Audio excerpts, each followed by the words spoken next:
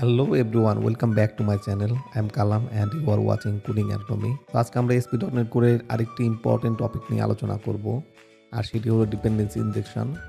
তো যদি আপনি ASP.NET এ নতুন হন অথবা ডিআই সম্বন্ধে নলেজকে আরও সলিডিফাই করতে চান, তাহলে এই ভিডিওটি আপনার জন্য। তাহলে এক নজরে দেখে নেওয়া যাক আজকে আমরা কী কী দেখব। আমরা প্রথমে দেখব ডিপেন্ডেন্সি ইনজেকশন কী এবং কেন এটি একটি ইম্পর্টেন্ট টপিক। তারপর দেখব কিভাবে ASP.NET এ বিল্ড ইন ডিআই কন্টেনার কাজ করে। তারপর দেখব ডিফারেন্ট সার্ভিস লাইফ টাইম এবং কখন কোনটা ইউজ করতে হয়, কিভাবে রিয়েল ওয়ার্ল্ডে ডিপেন্ডেন্সি ইনজেকশন ইমপ্লিমেন্ট করব, এবং পরিশেষে দেখব ডিপেন্ডেন্সি ইনজেকশনের বেস্ট প্র্যাকটিসেস এবং কমন ইস্যুগুলা। সো তাহলে প্রথমে আসি, হোয়াট ইজ ডিপেন্ডেন্সি ইনজেকশন। তো ডিপেন্ডেন্সি ইনজেকশন হলো একটি ডিজাইন প্যাটার্ন যা ডিপেন্ডেন্সি রিজলভ করার জন্য ইনভার্সন কন্ট্রোলকে ইমপ্লিমেন্ট করে। এর মাধ্যমে আমরা ক্লাসের মধ্যে ডিপেন্ডেন্সি ক্রিয়েট না করে আউটসাইড থেকে ডিপেন্ডেন্সি ইনজেক্ট করি। এখন আমরা তাহলে একটা এক্সাম্পলের মাধ্যমে traditional dependency and dependency injection দেখি। তো প্রথম ইমেজটাতে যদি আমরা দেখি, সেখানে ডিপেন্ডেন্সি ইনজেকশন ইমপ্লিমেন্ট করা হয়নি। এখানে আমরা দেখতে পাচ্ছি যে একটি ইউজার সার্ভিস ক্লাস আছে, এখানে একটি ডাটাবেস রিপোজিটরি ডাইরেক্টলি ক্রিয়েট করা হয়েছে এবং ডিপেন্ডেন্সি তৈরি করা হয়েছে। এখন যদি আমরা সেকেন্ড এক্সাম্পলে দেখি, তাহলে এতে ইউজার সার্ভিস ক্লাসে ডাটাবেস রিপোজিটরি ডাইরেক্টলি ক্রিয়েট না করে এর ইন্টারফেসটা ইনজেক্ট করা হয়েছে। তো এরপর আমরা দেখব ডিপেন্ডেন্সি ইনজেকশন ইউজ করে আমরা কী কী বেনিফিট পেতে পারি। সো ডিআই এর প্রথম বেনিফিট হলো লুজ কাপলিং। সো এখানে ক্লাসগুলো স্পেসিফিক ইমপ্লিমেন্টেশনের সাথে টাইটলি বাউন্ডেড হয় না, বরং আমরা ইন্টারফেস ইনজেক্ট করি এবং ইন্টারফেসটাই শুধু এক্সপোজ করি। এরপরে হলো টেস্টেবিলিটি। তো ডিআই এর মাধ্যমে আমরা সহজেই ইউনিট টেস্টের জন্য ডিপেন্ডেন্সিসগুলো মক করতে পারি এবং ইউনিট টেস্ট করতে পারি। এরপরে বেনিফিটটা হলো মেইনটেনেবিলিটি। তো আমরা ডিআই এর মাধ্যমে প্রোভাইডার ক্লাসের শুধু ইন্টারফেসটা এক্সপোজ করি। এর ফলে কনজিউমার ক্লাসের মধ্যে কোনো মডিফিকেশন ছাড়াই আমরা সহজেই ইন্টারফেসের ইমপ্লিমেন্টেশন চেঞ্জ করতে পারি। তাই ডিআই আমাদের কোড মেইনটেনেবিলিটি বাড়ায়। এরপরে হলো, আমরা যখন ডিআই ইমপ্লিমেন্ট করি তখন অবজেক্ট ক্রিয়েশন এবং ডিসপোজাল ফ্রেমওয়ার্কই ম্যানেজ করে। সো অবজেক্টের life cycle management automatically maintain হয়। সো ডিআই কন্টেন্টের আরেকটা বেনিফিট হলো প্যারালাল ডেভেলপমেন্ট। তো যখন আমরা ডিআই ইমপ্লিমেন্ট করে ডিপেন্ডেন্সিসগুলো সেপারেট আউট করে ফেলি, তখন এক জায়গার মোটিভেশন অন্য জায়গায় ইম্প্যাক্ট করে না এবং আমরা খুব সহজেই বিভিন্ন ইমপ্লিমেন্টেশন আইসোলেট করতে পারি। এর ফলে team member different component parallelly কাজ করতে পারে। সো এরপর দেখা যাক বিল্ড ইন ডিআই কন্টেনার কি। So ASP.NET core build in DI container provide করে এবং এই কন্টেনার সার্ভিস রেজিস্ট্রেশন এবং রেজুলেশন ম্যানেজ করে, অবজেক্ট লাইফ টাইম কন্ট্রোল করে এবং কম্পোনেন্টদের রিকোয়ার্ড সার্ভিস প্রোভাইড করে। সো এখন আমরা একটা এক্সাম্পলের মাধ্যমে দেখব ডিআই কন্টেনার কীভাবে ইউজ করা যায়। এখানে যদি আমরা দেখি, বিল্ডার সার্ভিস কালেকশনে আমরা সব ডিপেন্ডেন্সি রেজিস্টার করি। আমরা যদি দেখি, এখানে ইউজার সার্ভিসের সাথে ডিআই কন্টেনারে আই ইউজার সার্ভিস ম্যাপ করে রাখা হচ্ছে। সিমিলারলি এখানে আমরা যদি দেখি, এখানে অ্যাড স্কোপ, অ্যাড সিঙ্গেলেটন এবং অ্যাড ট্রান্সের নামে বিভিন্ন কিওয়ার্ডগুলো আছে। এগুলো আসলে আমাদের অবজেক্টের লাইফ সাইকেল ডিফাইন করে। সো আমরা একটু পরে দেখব এগুলো আসলে কি। এরপর আমরা দেখবো সার্ভিসের লাইফ টাইম কি এবং কি কি ধরনের সার্ভিস লাইফ টাইম আছে। সো সার্ভিস লাইফ টাইম হলো একটা অবজেক্ট যখন আমরা ক্রিয়েট করব, সেটা আসলে কতক্ষণ পর্যন্ত অ্যাভেলেবল থাকবে। সো আমাদের 3 ধরনের সার্ভিস লাইফ টাইম প্রোভাইড করে ডিআই কন্টেনার। তার মধ্যে প্রথমটি হলো ট্রানজিয়েন্ট। যদি আমরা একটা সার্ভিসকে ট্রানজিয়েন্ট হিসেবে ডিফাইন করি, তাহলে যতবার অবজেক্ট রিকোয়েস্ট করব ততবার নিউ ইনস্ট্যান্স ক্রিয়েট হবে। ফর এক্সাম্পল, আমরা যদি একটা সার্ভিসে থাকি এবং এখান থেকে রিকোয়েস্ট করি, তখন একটা ইনস্ট্যান্স ক্রিয়েট হবে। দেন ওই সার্ভিস থেকে ডিফাইন একটা সার্ভিসে যদি আমরা যাই এবং আবারও সেই অবজেক্টটা রিকোয়েস্ট করি, যদিও সেম রিকোয়েস্টে আসি বাট ডিফারেন্ট ইনস্ট্যান্স ক্রিয়েট হবে। এবং ট্রানজিয়েন্ট অবজেক্ট ডিফারেন্ট কনটেক্সটে অবজেক্ট শেয়ার করে না। Transient life cycle light weight stateless সার্ভিসের জন্য ইউজ করা হয়।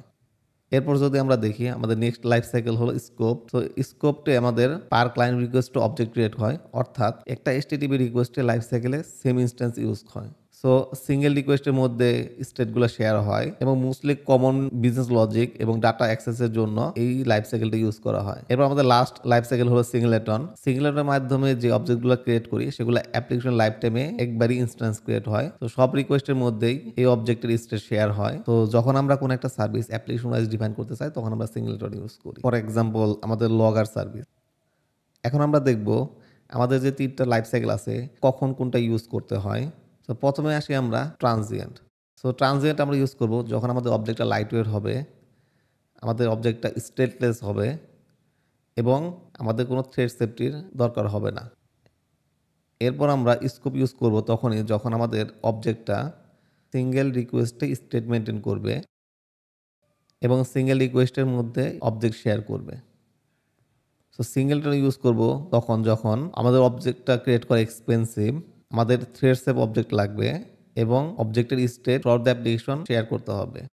সো এরপর আমরা দেখব কিভাবে আমরা সার্ভিস রেজিস্টার করতে পারি। তো আমরা মাল্টিপল উপায়ে সার্ভিসগুলো ডিআই কন্টেনারে রেজিস্টার করতে পারবো। আমরা প্রথমে দেখতে পাচ্ছি যে এখানে সিম্পল রেজিস্ট্রেশন। এখানে আমাদের বিল্ডার সার্ভিসে আমাদের লাইফ সাইকেলে ডিফাইন করে দিতে হচ্ছে এবং যে সার্ভিসটা রেজিস্টার করতে যাচ্ছি সেটার ইন্টারফেস এবং সার্ভিস নেমটা দিতে হচ্ছে। এরপর আমরা ফ্যাক্টরি বেসড রেজিস্ট্রেশন করতে পারি। এখানে সিমিলারলি আমাদের সার্ভিস কালেকশনে আমাদের লাইফ সাইকেলটা ডিফাইন করতে হবে। দেন আমাদের প্রোভাইডার থেকে আমাদের রিকোয়ার্ড সার্ভিসগুলো গেট করতে হবে এবং সেই অনুযায়ী আমাদের ক্লাসের অবজেক্টটা ক্রিয়েট করতে হবে। এরপর আমরা ইনস্ট্যান্স ক্রিয়েটের মাধ্যমেও রেজিস্টার করতে পারি। এরপর আমরা জেনেরিক উপায়েও আমাদের ক্লাসগুলা ডিআই কন্টেনারে রেজিস্টার করতে পারি। এরপর আমাদের যদি দরকার হয় যে আমাদের একটা ইন্টারফেস থাকবে বাট মাল্টিপল ক্লাসের সাথে এটি পয়েন্ট করবে এবং রান টাইমে রিজলভ হবে, সেটাও আমরা করতে পারি। সো এর আগে তো আমরা দেখলাম কিভাবে আমরা সার্ভিস রেজিস্ট্রেশন করতে পারি। এখন আমরা দেখব কিভাবে আমরা সেই সার্ভিসগুলো আমাদের ক্লাসে ইনজেক্ট করতে পারি। সো প্রথমটা হলো কনস্ট্রাক্টর ইনজেকশন। সো এখানে আমরা দেখতে পাচ্ছি যে আমাদের যে আই ইউজার সার্ভিসটা ডিফাইন করেছি সেটা আমরা ডাইরেক্টলি ইউজার কন্ট্রোলারে কনস্ট্রাক্টর ইনজেক্ট করতেছি এবং সেটা আমরা পরবর্তীতে ইউজ করতে পারতেছি। এরপর যদি আমাদের স্পেসিফিক সার্ভিসটা শুধুমাত্র মেথডেই দরকার হয় তাহলে আমরা সেটা মেথডেও ইনজেক্ট করতে পারি। এখানে দেখাচ্ছে যে আমরা আই রিপোর্ট জেনারেটর সার্ভিসটা শুধুমাত্র জেনারেট রিপোর্ট মেথডের মধ্যেই ইনজেক্ট করেছি। এরপর হলো আমরা সার্ভিস লোকেটের প্যাটার্নের মাধ্যমেও ইনজেক্ট করতে পারি, যদিও এটা রিকমেন্ডেড ওয়ে না। তারপর আমাদের যখন দরকার হবে আমরা সার্ভিসগুলো গেট সার্ভিস দিয়ে লোকেট করে তারপর সেটা ইনজেক্ট করতে পারি। এরপর আমরা মিডওয়্যারের মাধ্যমেও আমাদের সার্ভিসগুলো ইনজেক্ট করতে পারি। এখানে যদি আমরা দেখি আমাদের একটা মিডওয়্যার আছে অ্যাপ.ইউএস এবং সেটা আমাদের কনটেক্সট এবং নেক্সট প্রোভাইড করে এবং সেখান থেকে আমরা আমাদের রিকোয়ার্ড সার্ভিসটা লোকেট করতে পারি এবং সেটা আমরা ইউজ করতে পারি এবং নেক্সট ধাপে চলে যেতে পারি। এখন আমরা আমাদের প্রজেক্টে ডিপেন্ডেন্সি ইনজেকশন ইমপ্লিমেন্ট করব। সেই জন্য আমরা আমাদের প্রিভিয়াসলি ক্রিয়েটেড সব এমবিসি প্রজেক্টটা নিয়েছি। কিভাবে আমরা এই প্রজেক্ট ক্রিয়েট করেছি সেটা যদি আপনারা দেখতে চান তাহলে উপরে আই বাটনে ক্লিক করুন এবং আগের ভিডিওটা দেখে এই প্রজেক্টটি ক্রিয়েট করে ফেলুন। এখন আমরা এই প্রজেক্টে ডিপেন্ডেন্সি ইনজেকশন ক্রিয়েট করব। এখানে আমরা দেখতে পাচ্ছি যে একটি প্রোডাক্ট কন্ট্রোলার আছে এবং প্রোডাক্ট কন্ট্রোলার থেকে আমরা ডাইরেক্টলি সব এমবিসি কনটেক্সট অ্যাক্সেস করতেছি। তো ডিপেন্ডেন্সি ইনজেকশন ইমপ্লিমেন্ট করার জন্য আমরা রিপোজিটরি ক্রিয়েট করব। এটা ফোল্ডার ক্রিয়েট করি রিপোজিটরি।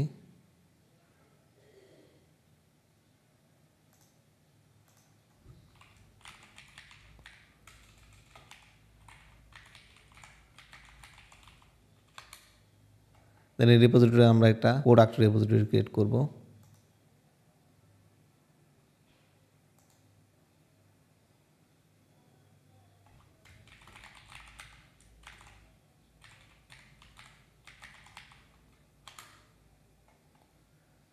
আমাদের প্রোডাক্ট রিপোজিটরি ক্রিয়েট হয়ে গেছে।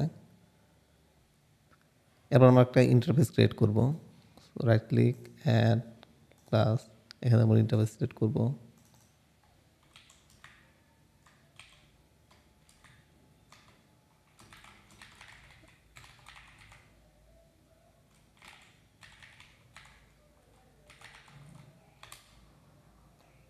আমাদের রিপোজিটরি ক্রিয়েট হয়ে গেছে। এখন আমরা কিছু মেথড লিখবো আমাদের প্রোডাক্ট রিপোজিটরিতে।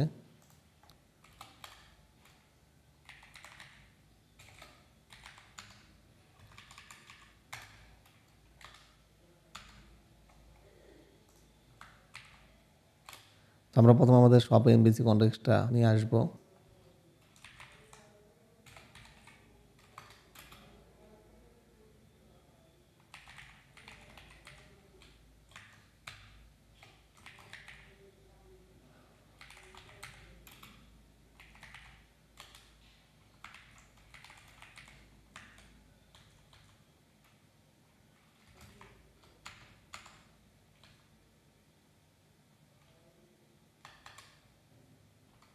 এখন আমরা একটা মেথড লিখব get all products.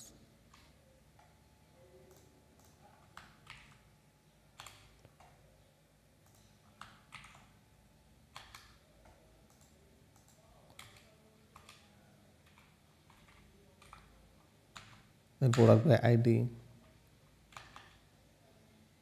Add product, update product, delete product.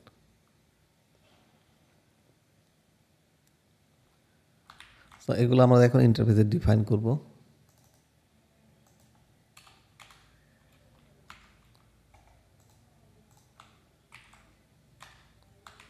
আমাদের ইন্টারফেসে আমাদের মেথডগুলো অ্যাড করা হয়ে গেছে।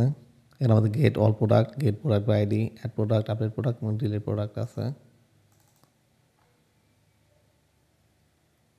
আমরা এখন আমাদের কন্ট্রোলারে চলে যাব এবং কন্ট্রোলারে এই রেপোজিটরি ইনজেক্ট করবো এবং রেপোজিটরি মেথডগুলো ইউজ করে আমরা আমাদের সার্ভিস প্রোভাইড করবো। কন্ট্রোলে চলে যাই, আমরা এটা ফেলে দেব। আমরা লিখব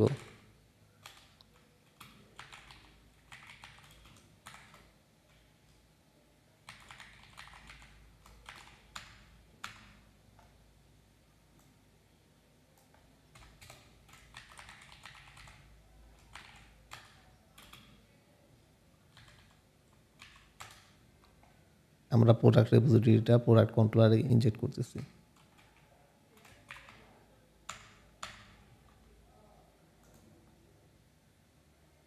তো এখানে আমরা একটু চেঞ্জ করে দেব, চেঞ্জ করে আমরা কল দেব product repository.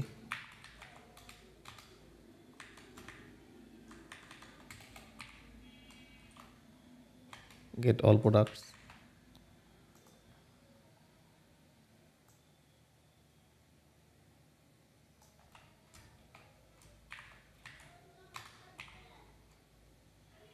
Gate product by ID, ID পাঠিয়ে দেব। তাহলে এখানে আমরা চেঞ্জ করব, আমাদের হবে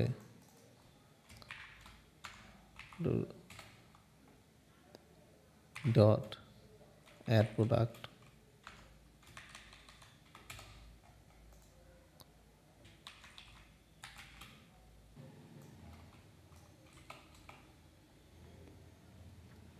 এডিট আমরা চেঞ্জ করব।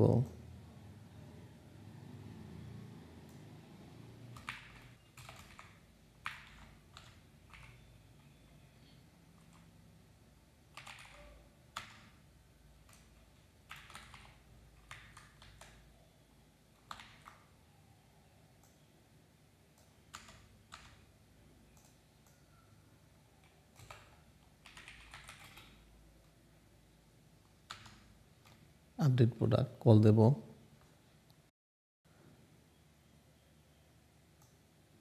এরপর ডিলেট প্রোডাক্টের জন্য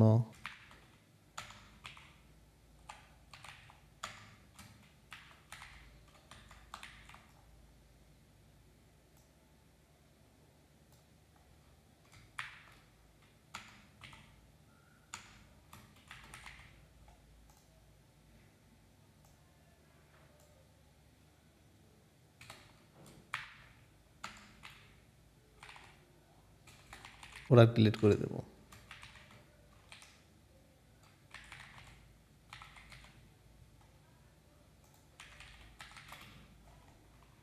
আমাদের এটা আর লাগবে না, এটা ওই মেথডেই অ্যাড করা আছে।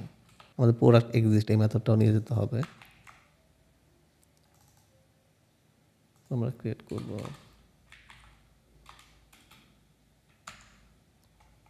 প্রোডাক্ট এক্সিস্ট মেথডটা আমরা নিয়ে আসছি। এখন আমরা রিপোজিটরিতে ডিফাইন করব।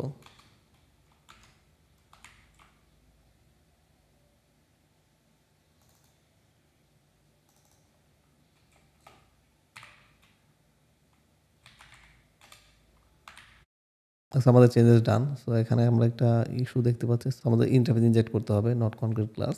সো আমাদের এখন ডিফাইন করতে হবে যে এই প্রোডাক্ট রিপোজিটরি এই ইন্টারফেসের সাথে বাইন্ড করা এবং এদের লাইফ টাইম ডিফাইন করতে হবে। সো আমরা চলে যাবো প্রোগ্রাম ডট সিএসএ। সো এখানে আমরা লিখব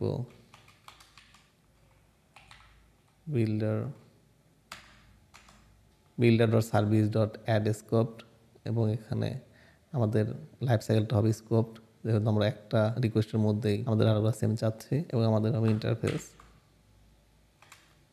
তারপর হবে রিপোজিটরি।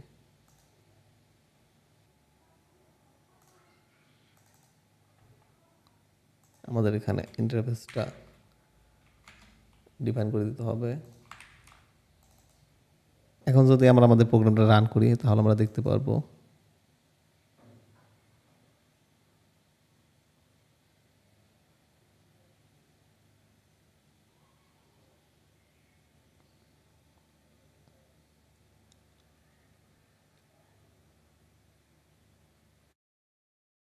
আমরা দেখতে পাচ্ছি যে আমাদের প্রোগ্রামটা রান হয়ে গেছে এবং আমরা যখন প্রোডাক্ট ইউআরএল যাই,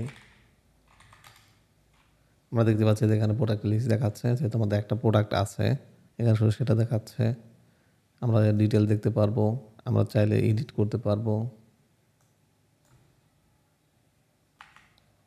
সেভ করি, আমাদের প্রাইসটা এডিট হয়ে গেছে। তাহলে আমরা চাইলে ডিলিট করতে পারি এবং আমরা তো ডিলিট ক্লিক করি, সে ডিলিট হয়ে যাবে এবং লিস্ট থেকে চলে যাচ্ছে।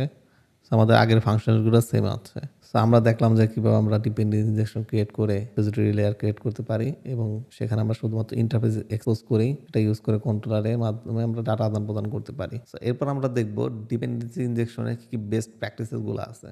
এর প্রথমটি হলো আমাদের সলিড প্রিন্সিপাল ফলো করতে হবে। যখন আমরা ডিআই নিয়ে কাজ করব, আমরা যখন কোনো একটা সার্ভিস ইনজেক্ট করব, আমাদের রিকমেন্ডেড ওয়ে হলো কনস্ট্রাক্টর ইনজেকশন ইউজ করা।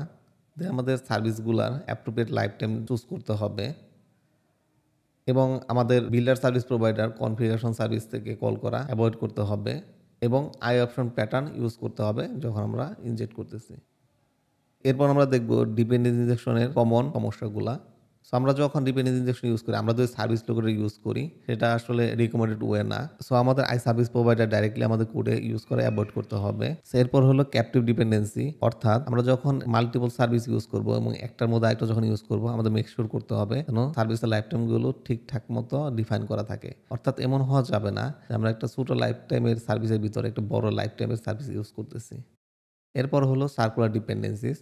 সো আমরা যখন মাল্টিপল সার্ভিস ইউজ করব এবং একটা আরেকটার মধ্যে ইনজেক্ট করব, তখন অবশ্যই এনশিওর করতে হবে যেন তাদের মধ্যে সার্কুলার ডিপেন্ডেন্সি ক্রিয়েট না হয়। দেন হলো ওভার অ্যাবস্ট্রাকশন। তো অনেক সময় আমাদের দেখা যায় যে আমরা অ্যাবস্ট্রাকশন ইউজ করার জন্য সবকিছুতেই ইন্টারফেস ক্রিয়েট করে ইউজ করতে চাই। সো এটা আমাদের মাথায় রাখতে হবে যেন আমরা ওভার অ্যাবস্ট্রাকশন না করে ফেলি। তো এরপর হলো সবচেয়ে কমন মিসিং পার্ট, সেটা হলো আমরা সার্ভিস এবং ইন্টারফেস ডিফাইন করেছি বাট সেগুলো আমরা রেজিস্টারই করিনি। তো এর ফলে দেখা যায় যে রান টাইমে আমাদের প্রবলেম ক্রিয়েট হয়। সো দ্যাটস ইট গাইস, আজকে এতটুকুই। সো আজকে আমরা জানলাম ডিপেন্ডেন্সি ইনজেকশন কি, ডিপেন্ডেন্সি ইনজেকশন কিভাবে ইউজ করতে হয়, ডিপেন্ডেন্সি ইনজেকশনের লাইফ টাইম কি এবং সেগুলা কোন কোন কাজে লাগে এবং কোথায় কোনটা ইউজ করতে হয় এবং ডিপেন্ডেন্সি ইনজেকশনের বেনিফিট এবং কমন সমস্যাগুলো। তো এরপর আমরা নেক্সট ভিডিওতে দেখব এন্টিটি ফ্রেমওয়ার্ক কোড কি এবং কিভাবে ইমপ্লিমেন্ট করতে হয় এবং আমরা একটা প্রজেক্ট ক্রিয়েট করে হ্যান্ডস অন প্র্যাকটিস করব। সো আশা করি আজকে ভিডিওটা আপনাদের ভালো লেগেছে। যদি ভালো লেগে থাকে তাহলে অবশ্যই চ্যানেলটি সাবস্ক্রাইব করবেন, লাইক শেয়ার করে আমাদের পাশে থাকবেন এবং নেক্সটে আপনি কোন ভিডিও নিয়ে আলোচনা করতে দেখতে চাচ্ছেন সেটাও জানাবেন। So until next time.